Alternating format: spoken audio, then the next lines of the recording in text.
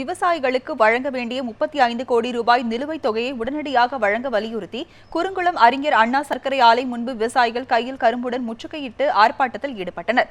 தஞ்சை அடுத்த குறுங்குளத்தில் செயல்பட்டு வரும் அறிஞர் அண்ணா பொதுத்துறை சர்க்கரை ஆலையில் அரவை செய்த கரும்பிற்கு 35 கோடி ரூபாய் வரை நிலுவை வைத்துள்ளதால் கரும்பு விவசாயிகள் கடும் அவதியுற்று வருகின்றனர். இதனால் பாதிக்கப்பட்ட விவசாயிகள் கையில் கரும்புடன் ஆலையை முற்றுகையிட்டு திடீர் ஆர்ப்பாட்டத்தில் ஈடுபட்டனர்.